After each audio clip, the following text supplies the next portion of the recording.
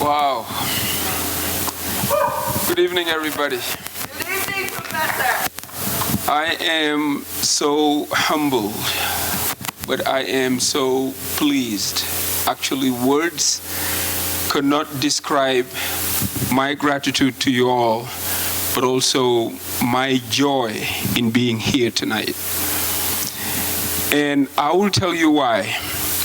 Your presence here confirms what my father told me years ago. And it was, when people are going up chasing money, go after people, because when you have them, you will never lack anything.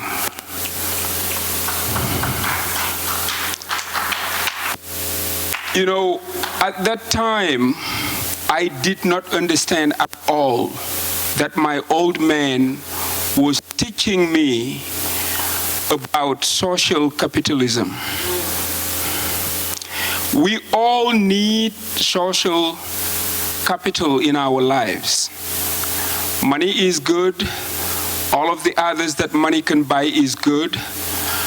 But what is really important is to know that you can depend on people in times of need.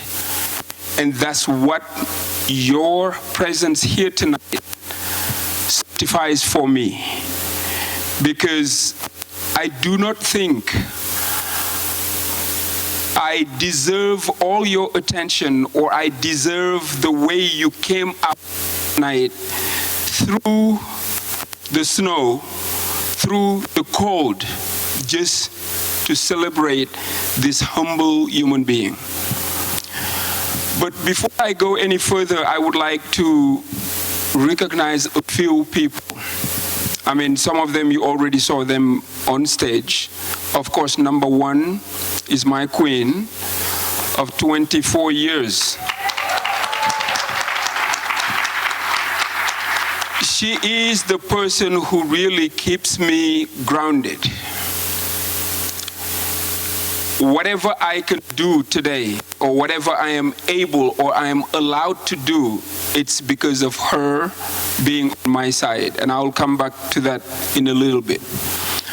The second person is here tonight, and his name is Gilbert Sanchez. Most of you don't know Gilbert. Gilbert, if you can stand up, please. The reason why I'm mentioning Gilbert is that his company, Jenny King of Colorado, gave me a chance to become a business owner back in 2003.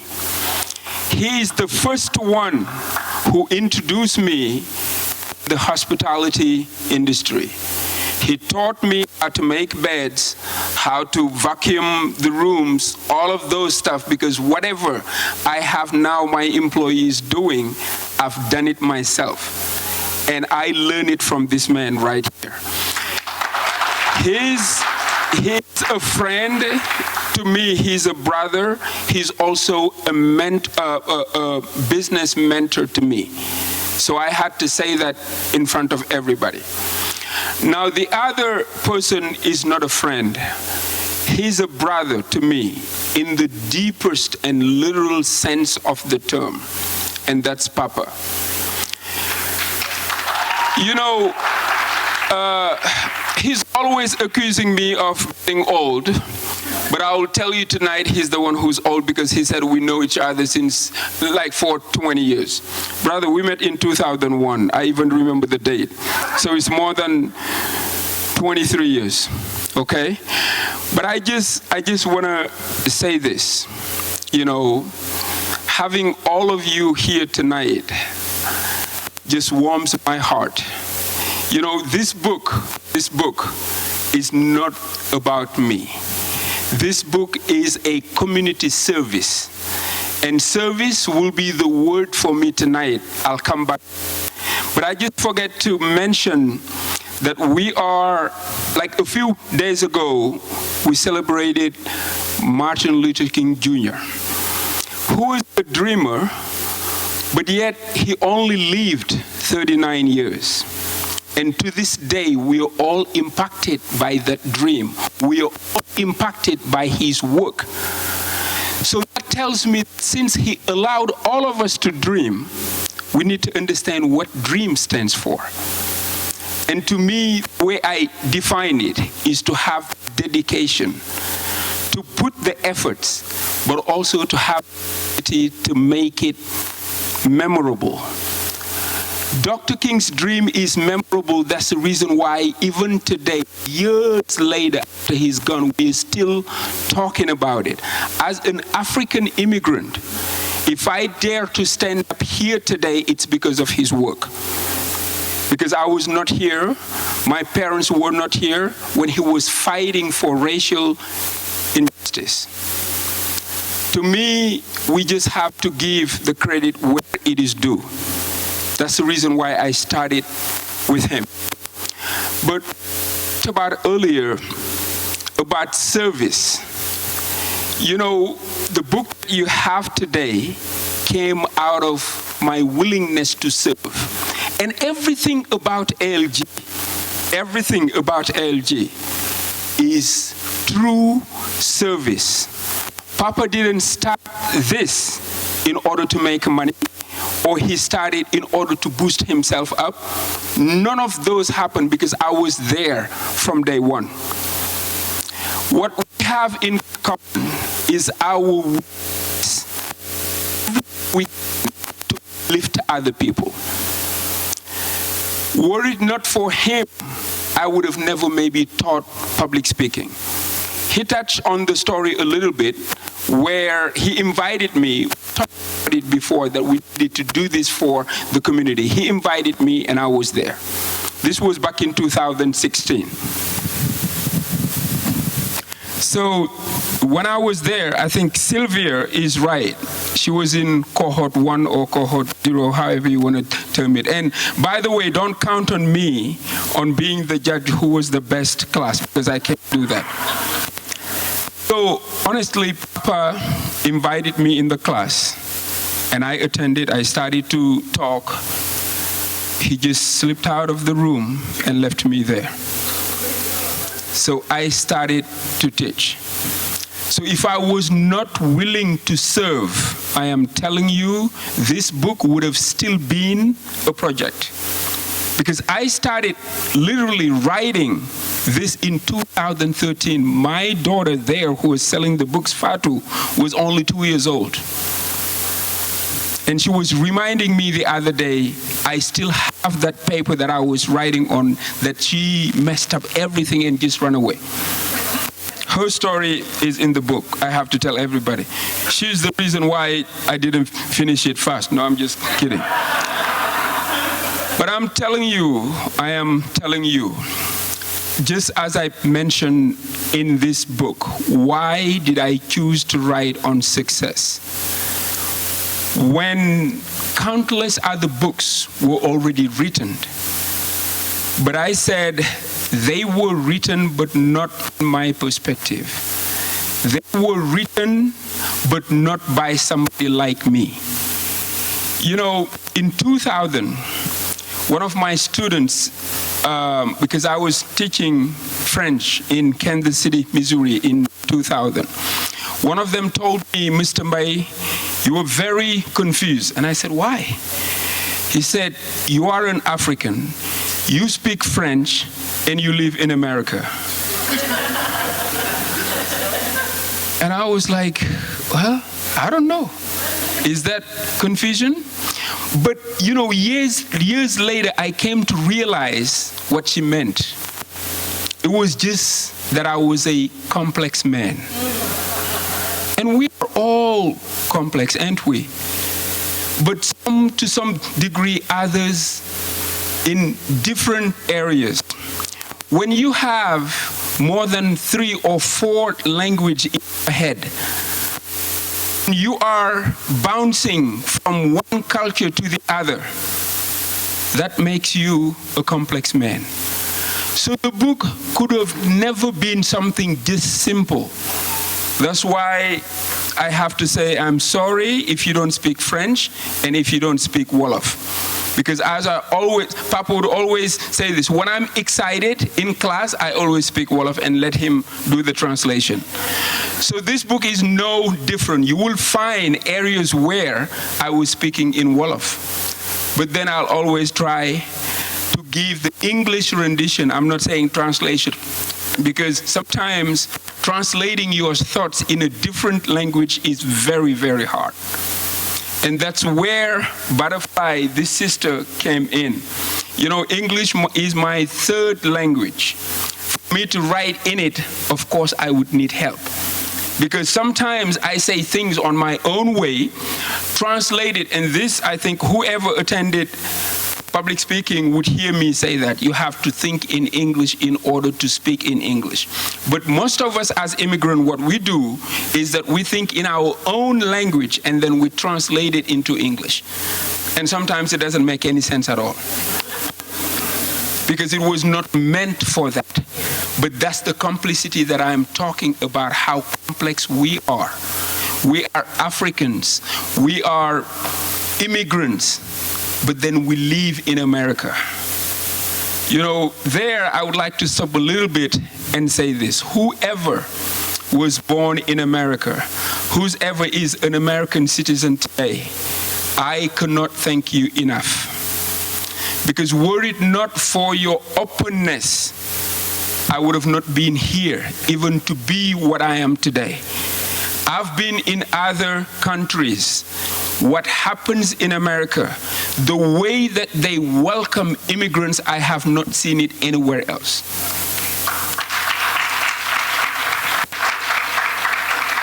So to me, if we are here being able to do anything, it's because of your willingness to support human beings, period. But that is so deeply rooted in my culture. Some spoke on it, I think it was Busso. You know, being from Senegal, you would see different brotherhoods in there. I belong to the one that is called Mouridism, and the founder is Sheikh Ahmadou Bamba. What he teaches us is love, but also hard work. Three things he would always say: worship God, work hard, but also give to your fellow human being. So wherever I am, I cannot but act that way.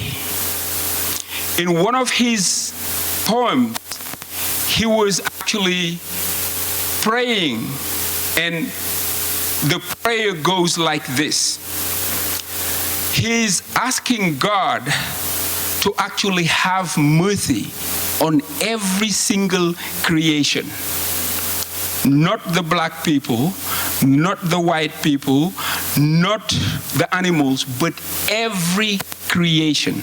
That's how big his heart was. So whatever you see in me that you like, know that I got it from that person who is my religious leader. You know, the book, I think it was Amadou who said the terms that I use, Bëgg Gëm Jëf. Bëgg Gëm Jëf was actually created by Sheikh Ibra Fall, who is his disciple, who is the disciple of Sheikh Ahmadou Bamba.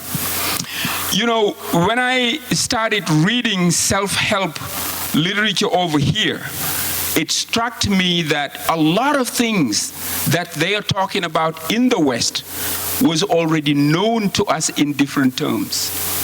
You know, when Napoleon Hill wrote that when you would like to succeed in life, you have to have a burning desire, you have to have faith, and you have to take action. Well, that's exactly what Sheikh Ibra Fall said. Bëgg Gëm Jëf. Bëgg means to have a burning desire. Faith meaning to Gëm meaning to have faith in yourself. but also jëf means to take action. His motto was jëf jël, which means that you reap what you sow. So we know that everything that we know about success or about achievement in the West, I'm not saying the roots come from Africa, but we knew it too, but didn't know how to say it because our tradition is oral. A lot of things were not written. We go into the West for books. We go in the West for knowledge. But it is not that we didn't know anything. We knew a lot.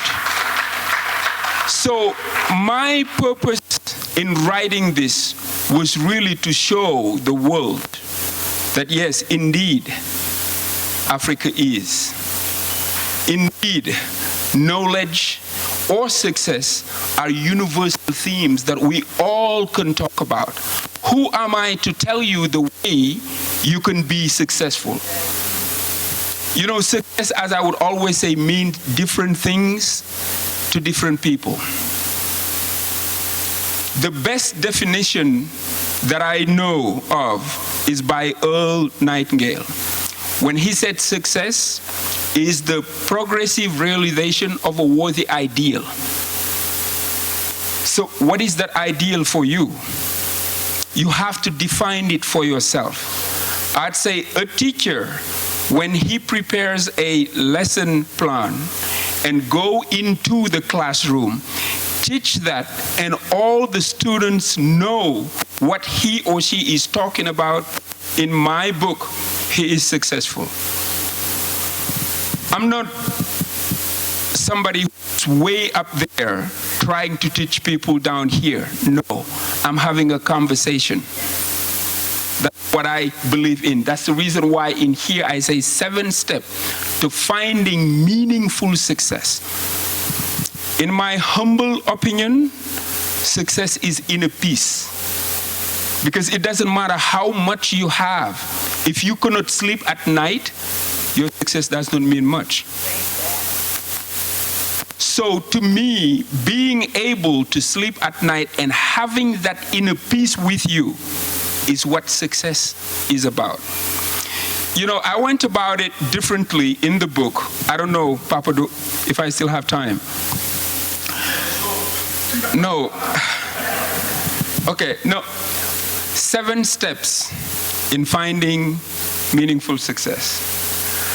I started with chapter 1, which is the first S, because, by the way, if you haven't discovered that yet, the book is about the word success. Every single letter is a chapter in the books. That's the 7 chapters that we have. So the first S is sense of direction. Well, for you to go anywhere, you first need to find out where you are and where you're heading. So to me, that is really the beginning of everything, having a sense of direction. Do you know, whenever you go to the mall and you find that map, what you need to look for all the time is you are here. Because from there, you will be able to know where else you can go. I would always say the best GPS navigation would not take you anywhere if you do not enter an address in it. Am I wrong? No. I don't think so. Take the best GPS system, you get into your car, you sit down, there is no address entered, it won't take you anywhere at all. So that's the reason why I started with that. But the you, understanding what? Understanding why you are here on earth, but also understanding who you are, which is self-awareness. And most of the time, that's what we lack. We are trying to be like other people. And I would like to remind everybody of what Emerson said. Imitation is suicide, and envy is ignorance. Because if you understand that whatever belongs to you by divine right will come to you easily, you don't have time to envy anybody. Well, if somebody is driving a beautiful car or living in a beautiful mansion right now, be happy for them. Because the day you will be able to get yours, theirs are already old maybe, or out of line, or out of style, or what have you. But you will get in the new model. So envy has no place in your life.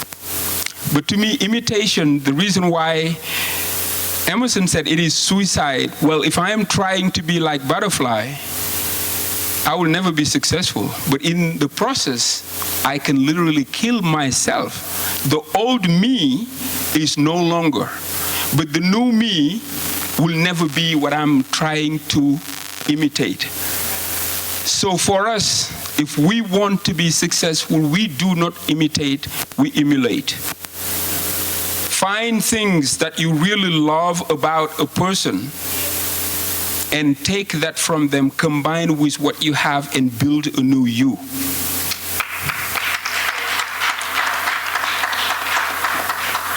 That's what I discuss in understanding.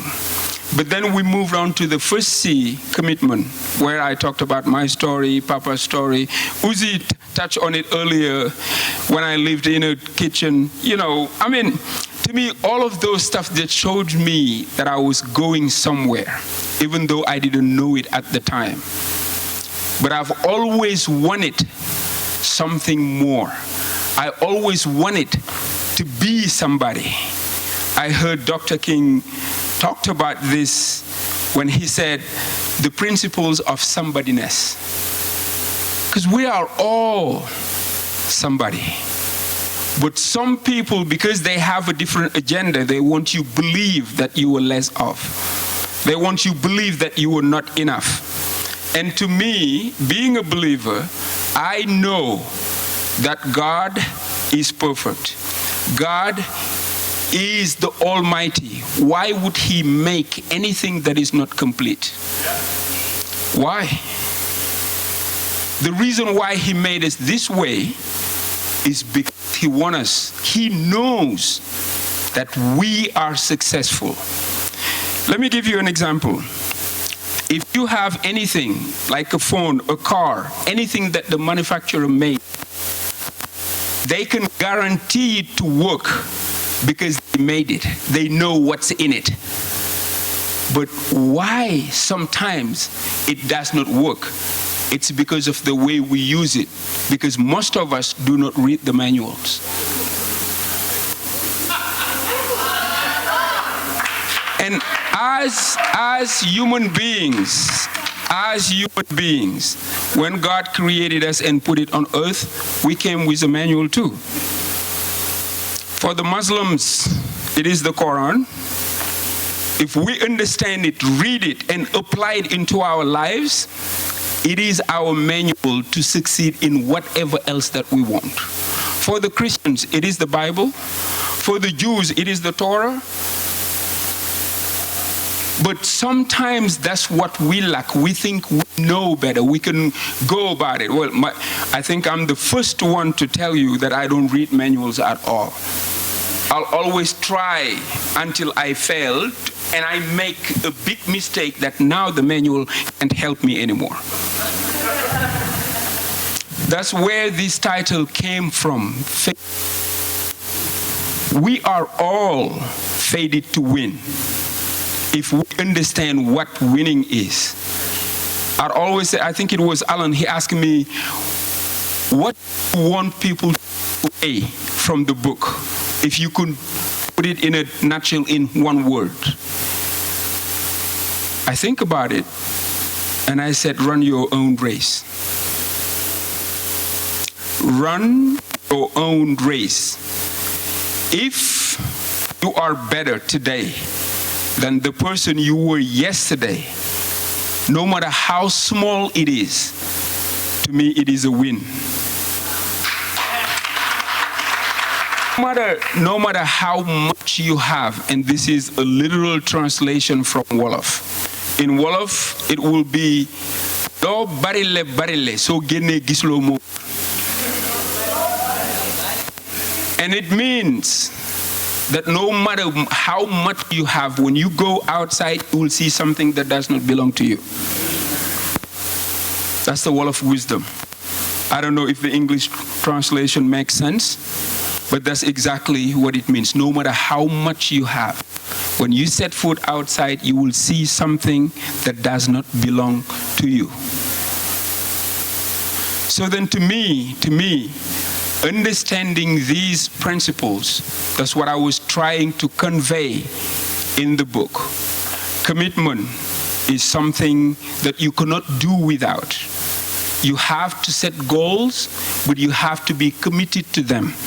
It's not like I want to do this today, tomorrow you completely forget about what you said yesterday and you start new. Well, if you do that, Wolof is coming again. It's like amda tojnda taxula barinda tojit ding ko bari le lol waye do am fo def ndox. In translations, it means if you have a pot where you put your water and you break it, you have another pot and you break it, you will understand that you will have a lot of pieces, but you don't have a pot where you can put water. So what I mean by this is that you have to know what you want from the get-go. You have to understand why you want that, but also you have to be committed to the steps that you need to take to get there. The other one, the other C, is courage. We all need it. It's not the courage that you need to go fight the 200-pound guy outside or fist fight. No, that's not the courage that I mean. The courage that I really mean is being able to fight with yourself. Because sometimes you would want to do something, but if you do not have the courage to say no to other things that you want in order to get what's more pressing, you won't go anywhere. But also you will have to have the courage to say no to the naysayers. People who do not believe that you can't do this because themselves they can't.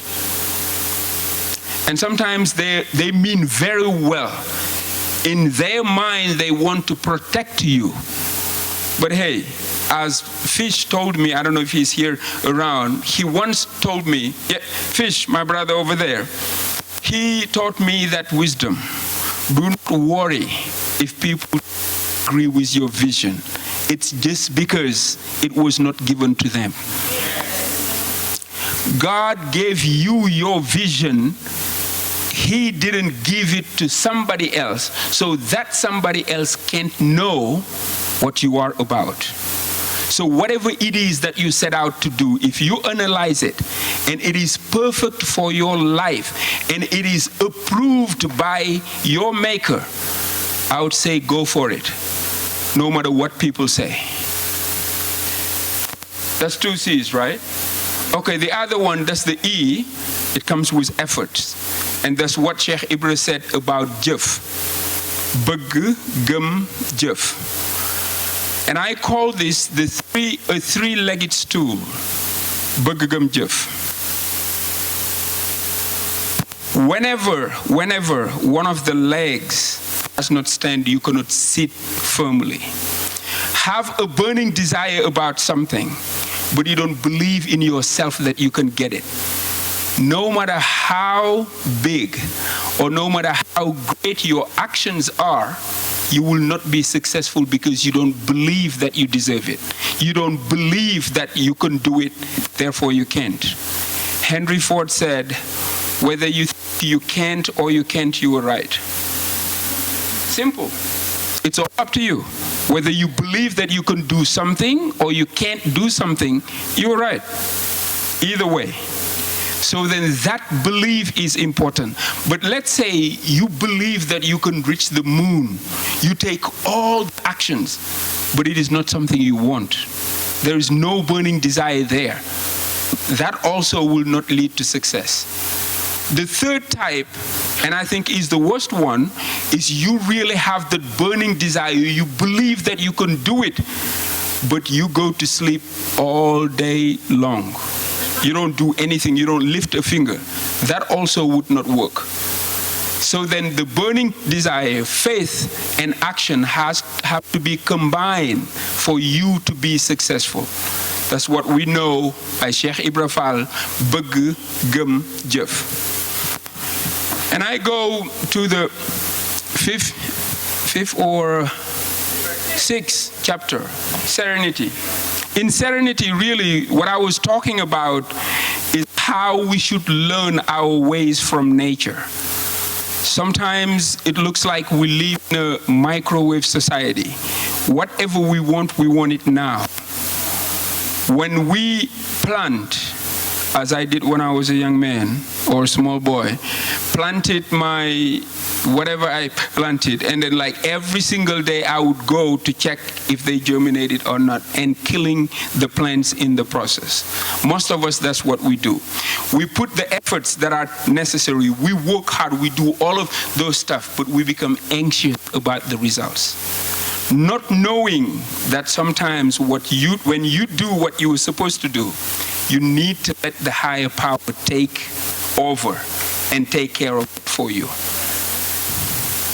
We truly have to believe that. And this is a lesson we can learn from the farmer. When it is time to prepare the ground, that's what they do. Whatever step they're in it, they know what season is. So they will do it, plant it, and wait for the rain to come down. Nowadays, we have industrial agriculture where you can actually water the plants in a larger scale. But before, you put the seeds down and you have to wait for the rain to come down and wait for God to do its work before you can reap.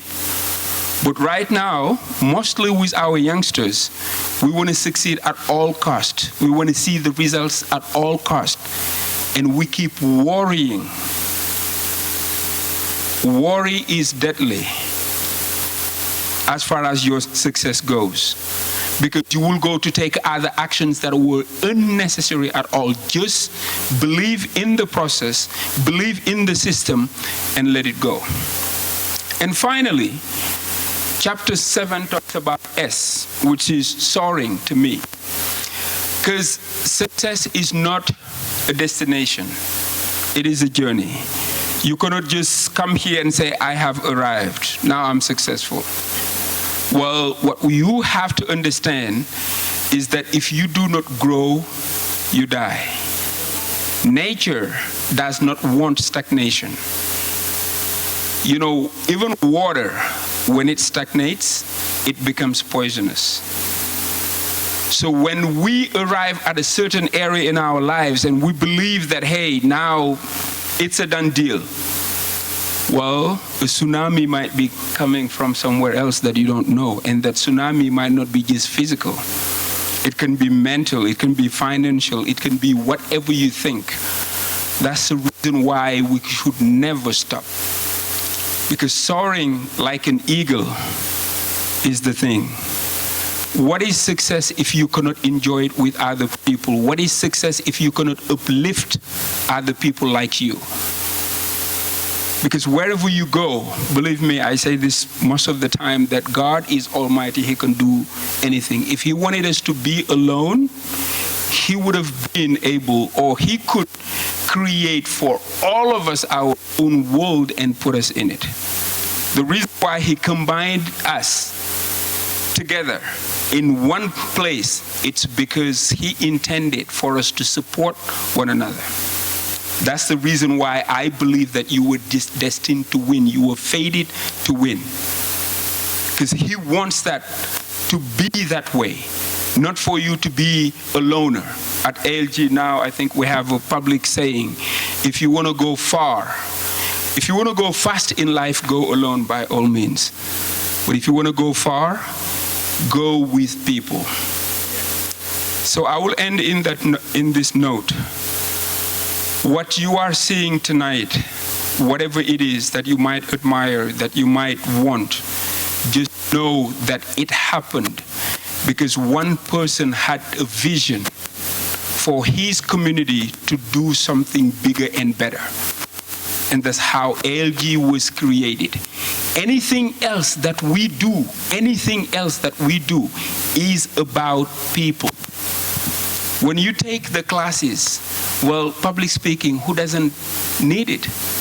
And I know a lot of you from former public speaking are judging me right now the way I speak, or if I had the introduction or the body or the structure. But don't worry, I can do that. I can break many rules tonight. Okay? Not in conclusion yet. Okay, she wants me to say in conclusion. You see, oh man. In conclusion, okay. It's all about community service. That word service is something that I want you to remember. Sometimes when you try to get stuff and it is not being done, when you try to get your world to change and you are not achieving, try serving other people.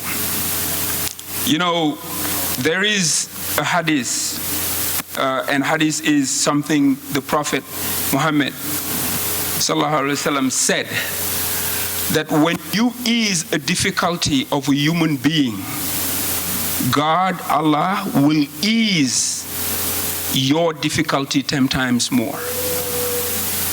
So to me, then, if we really want to be successful, we need to care about other people.